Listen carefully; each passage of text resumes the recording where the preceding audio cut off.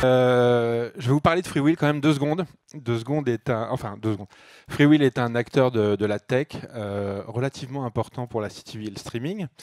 Et j'ai le plaisir aujourd'hui de ne pas vous avoir à parler de technique ou à parler de choses trop compliquées. Et on va parler plutôt d'une belle collaboration, d'une belle histoire à travers la marketplace de FreeWheel.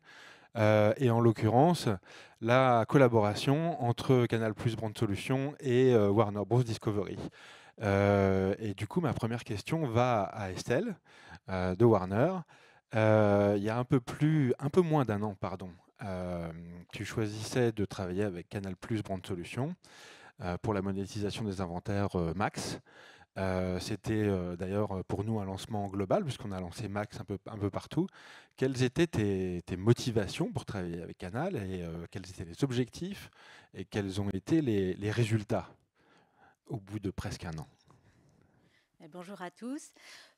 Pour répondre à ta question, il faut que je redonne un petit peu de contexte. Quand Max s'est lancé l'année dernière, en juin 2024, on a dû relever plusieurs défis. Le premier, c'était qu'on se lançait dans un marché déjà assez mature, très concurrentiel.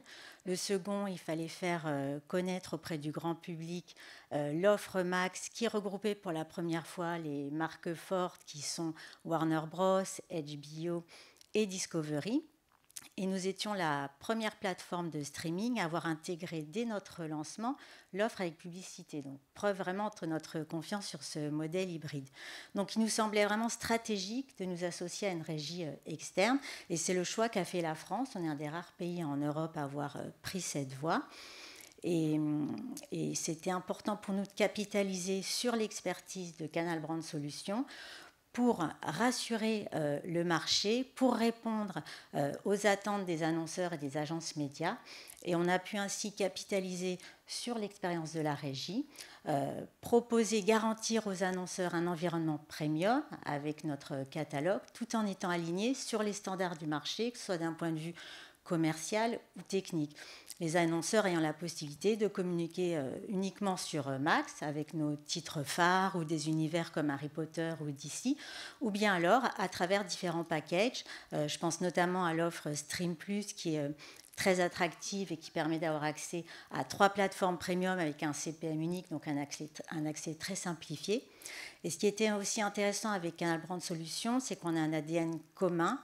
Et la régie a très bien su respecter en fait notre attente de pression publicitaire qui doit répondre à la fois aux exigences du marché mais également aux attentes des utilisateurs. Oui, parce que pour le coup, ça n'a rien à voir dans les autres pays. C'est pas la même pression du tout et ça fonctionne pas de la même façon. Mais voilà. Exactement. Et donc, on a pu très vite, en s'appuyant sur cette expertise, structurer notre offre, générer des revenus, rendre notre inventaire accessible via les principaux DSP du marché. Et les résultats sont là parce qu'on en quelques mois, enfin en 6 mois l'année dernière, attiré plus de 120 annonceurs. Cette année, en quelques mois, on a déjà 80 marques actives, dont la moitié sont nouvelles. Et toutes les marques sont attirées par Max. On séduit vraiment un large portefeuille d'annonceurs. Et ce qu'on remarque aussi, c'est que sur nos séries premium nouvelles, le secteur du luxe est assez friand. Donc voilà, ce qu'il faut retenir, je pense, c'est vraiment une ascension très rapide sur le marché publicitaire avec une montée en puissance vraiment en un temps record. Ouais. Emmanuel, on a appelé ce panel Nouvelles Alliances. Est-ce que tu peux nous expliquer en quoi on est dans le cadre d'une nouvelle alliance, qu'est-ce qui est nouveau et qu'est-ce qui fait que ça fonctionne très bien? Nouvelles Alliances, tout d'abord, c'est comme tu le disais, hein, c'est la première fois qu'une plateforme de SVOD confie à une régie télé la monétisation de ses inventaires, sachant qu'il y a 2 ans déjà, Free nous confiait la monétisation d'Okiciné, donc c'est déjà une collaboration inédite. Maintenant, je pense qu'il est évident que dans le futur, on va voir encore de nouvelles alliances se créer, se développer. J'ai envie de dire, à l'instar du SNP-TV, hein, qui vient de créer la nouvelle alliance des médias TV vidéo avec Netflix, Amazon et Disney. Alors, si maintenant on revient à nous et aux principaux enseignements là, que l'on en tire, Alors j'ai envie de dire que le premier enseignement, c'est que on y gagne tous, hein, et que c'est pas seulement un gagnant-gagnant, c'est un triple win. Alors c'est un win pour nous parce que sur MyCanal, là, on a toujours eu un inventaire qui est assez limité avec la plupart du temps une demande qui est supérieure à l'offre.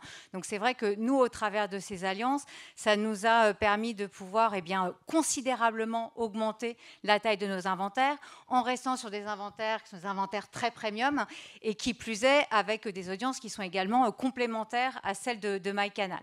Et donc, in fine, sur un marché du streaming qui est en pleine croissance, eh bien, ça nous a permis de voir notre part de marché progresser encore de 50%.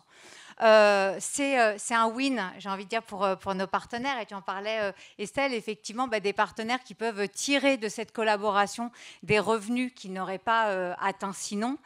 Et puis c'est également un win pour nos clients qui peuvent accéder à un inventaire qui est à la fois ultra premium, très puissant, 22 millions de streamers, et achetable très facilement au travers d'un deal unique, que ce soit en direct ou en programmatique, avec la possibilité, s'ils le souhaitent, de pouvoir ventiler leur budget sur les différents environnements.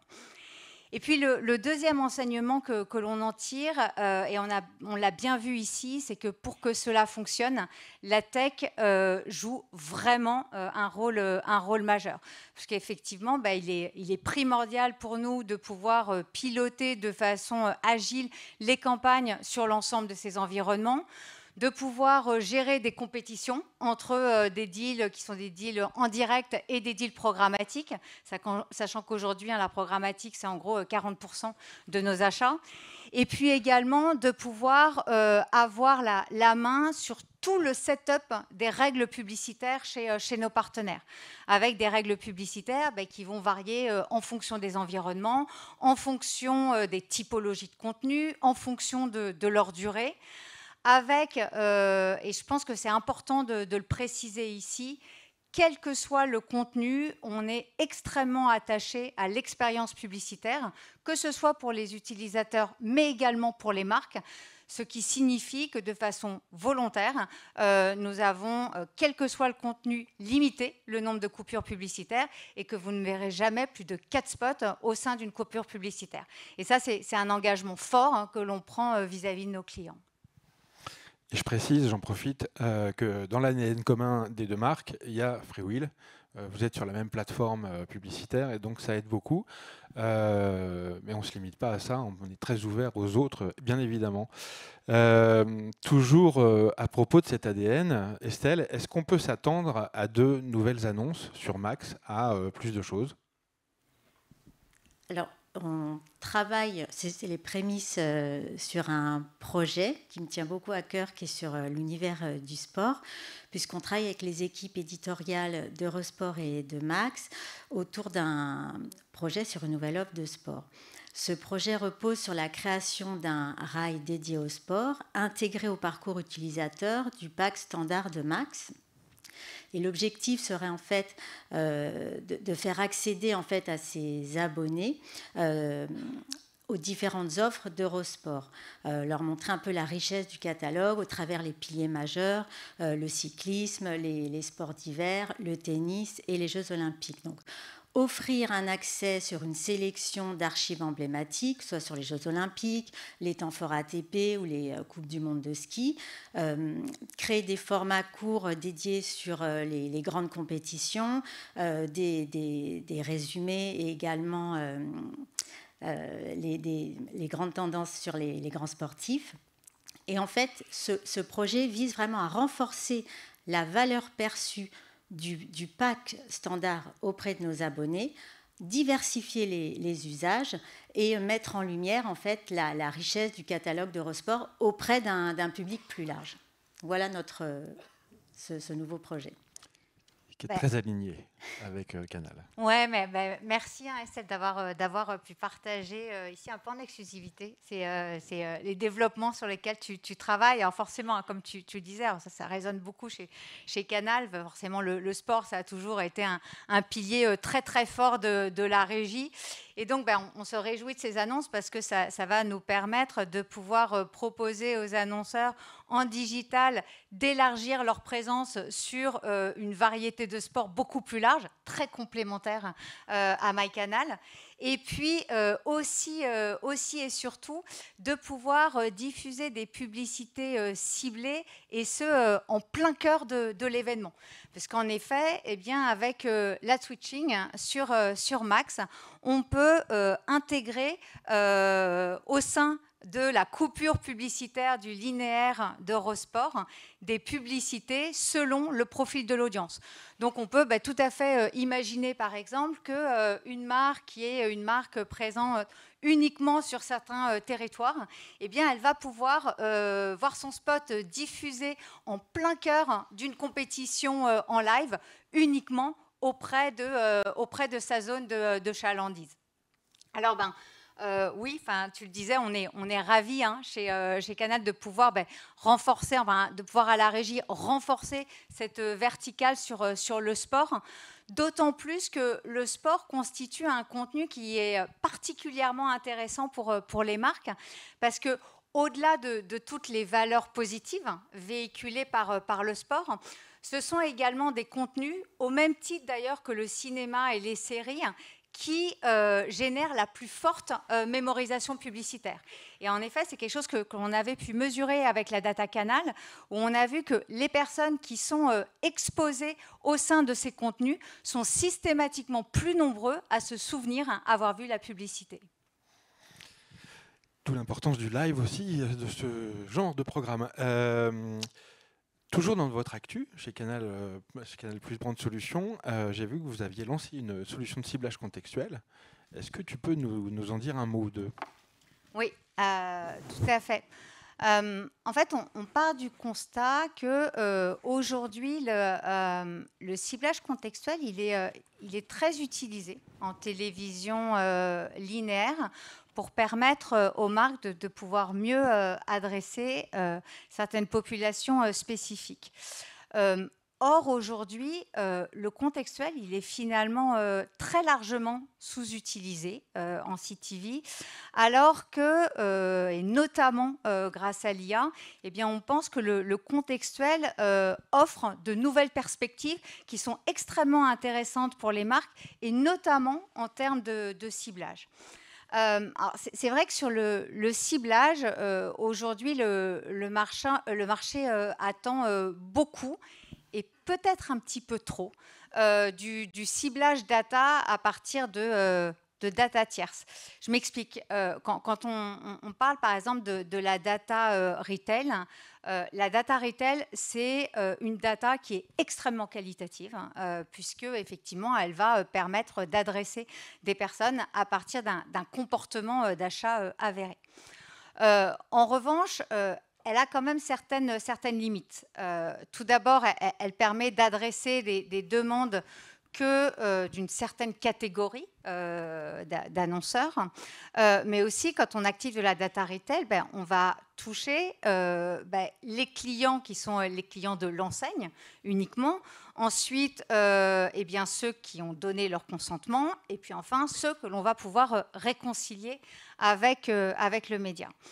Et donc, c'est la raison pour laquelle, au-delà des partenariats data, et que l'on souhaite vraiment pouvoir continuer à poursuivre, en revanche, on explore également d'autres voies.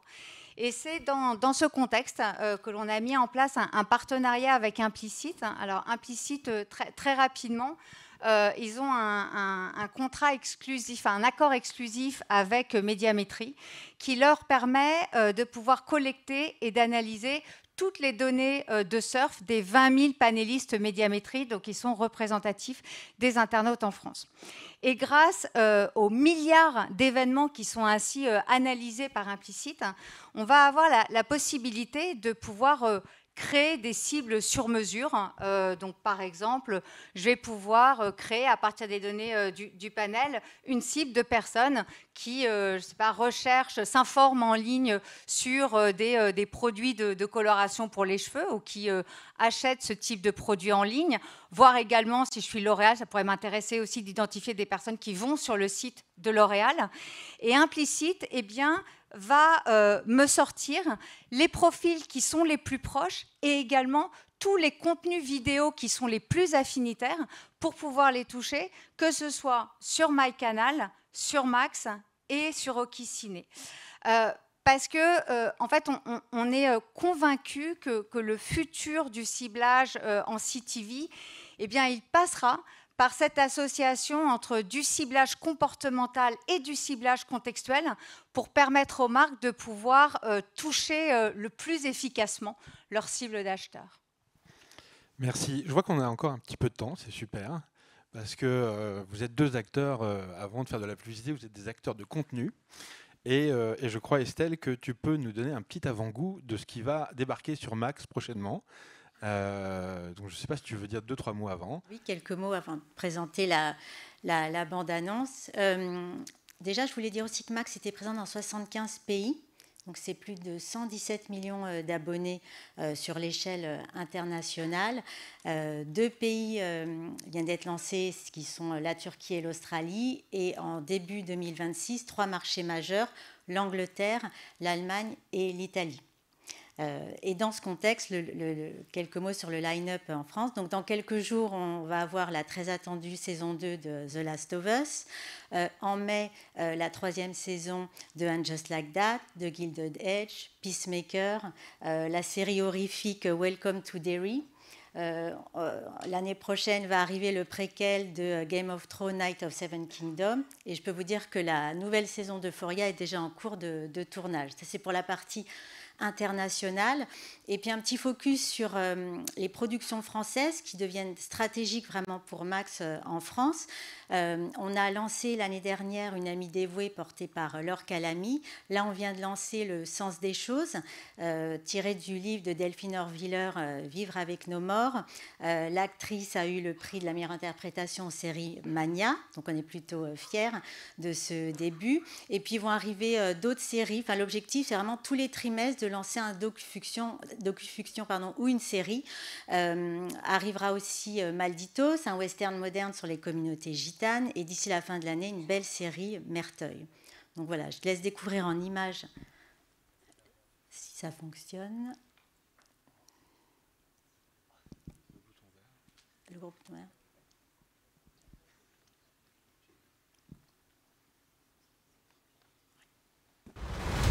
Searching all my life. Welcome to the White Lotus in Thailand. There's nothing like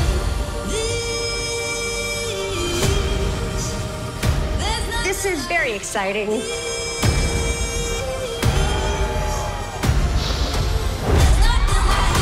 I need you back out in the field. Where's the bunny? Welcome to the pit. No matter how far away we are from each other, no one will break us apart. What did you see? A clown. I'm Sir Duncan the Tall. You can't heal something unless you say it out loud.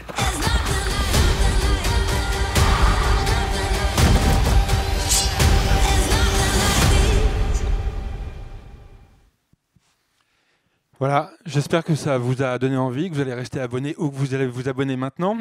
Vous abonner à l'offre avec pub. Avec pub. Bien évidemment. Merci à toutes les deux et merci à tout le monde pour votre attention.